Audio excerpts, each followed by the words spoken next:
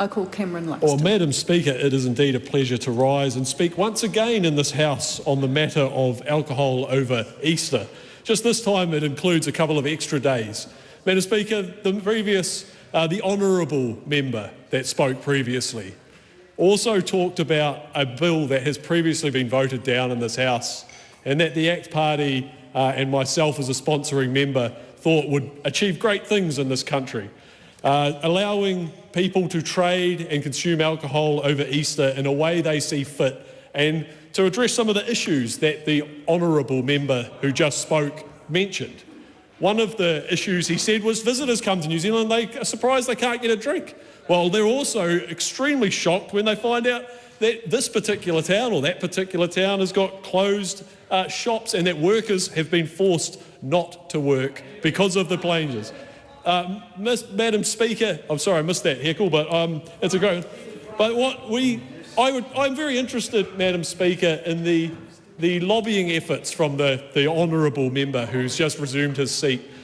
His lobbying efforts, I must say, I didn't see come to my office. Did they come to anyone?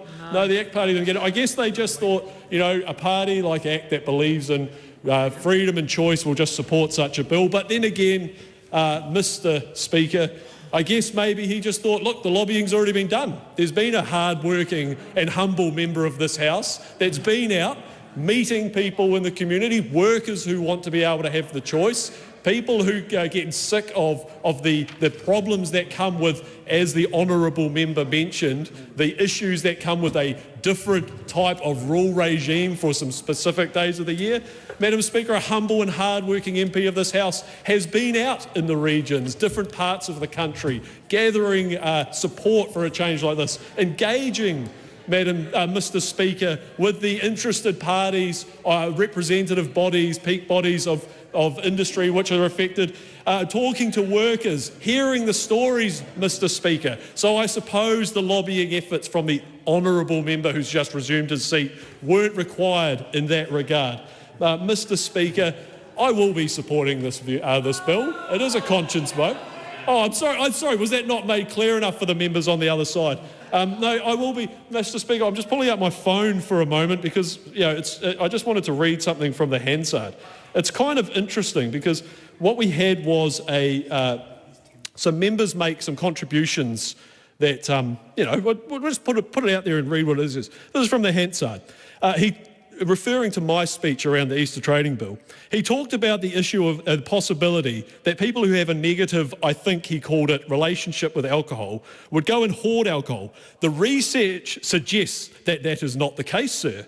What happens is there is an issue with alcohol, then that is an alcoholic who will buy more alcohol than there is availability. If you have shop hours extended for alcohol sales, they will actually go and buy more alcohol at the time. It's a strategic opportunity relationship they have with alcohol.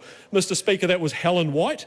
I'd like to compare that to the lobbying efforts from the honourable member who's just resumed his seat, which amounted in my case to a PR, which said, a press release for those not in the political world, this will prevent the need to apply for a special licence and serve alcohol to veterans on Anzac Day services. That is to be endorsed and laudable. But it also goes on to say it removes any incentive to stockpile alcohol before Easter. So from the Labor Party benches, we've had two contradictory arguments put forward and then advanced once again by the honourable member who's resumed his seat.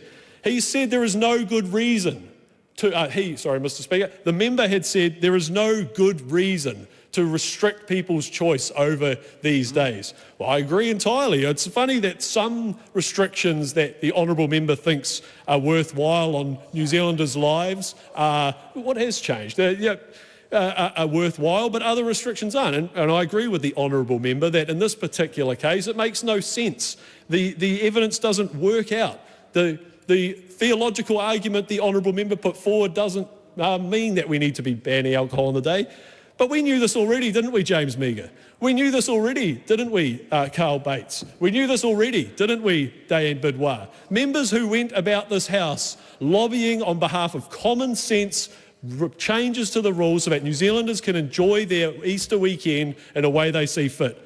The honourable member who's just resumed his seat, Mr. Speaker, I believe, voted down such a change.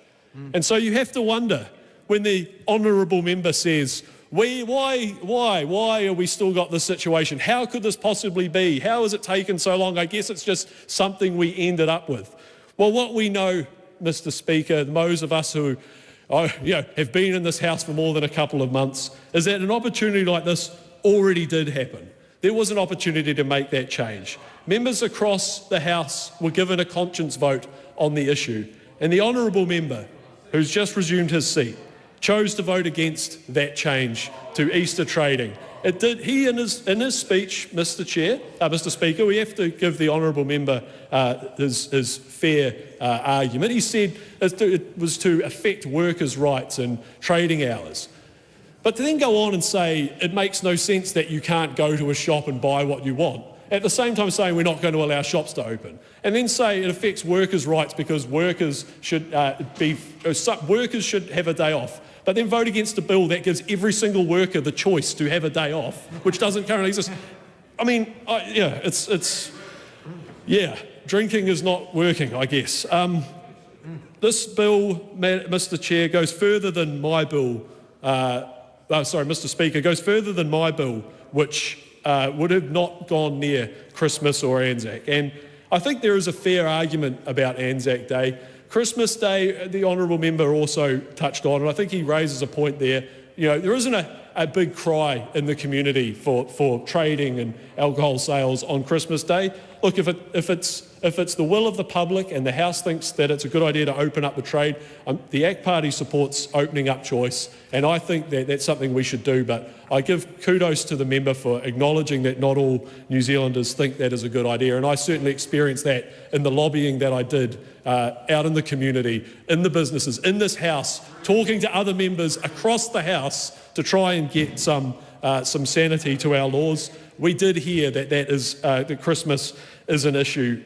I guess the word bizarre, which the previous member used in his speech, the honourable member has used in his speech, does feel a bit how I feel right now. The bizarreness of hearing the honourable member who's just resumed his seat, to hear him say this, how has it got to this point?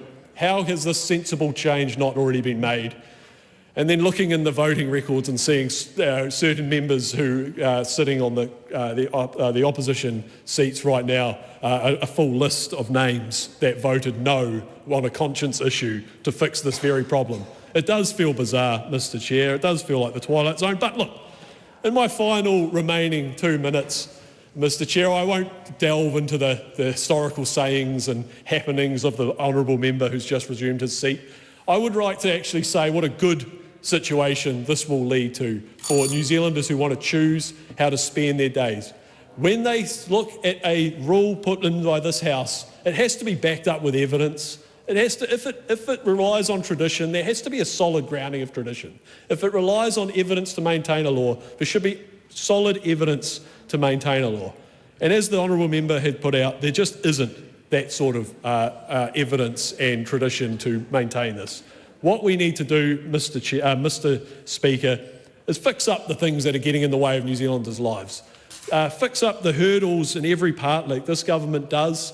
Whenever we can find a problem, we get on and fixing it. And the honourable member has gone about finding a problem, sometimes, supporting certain elements of it, sometimes not.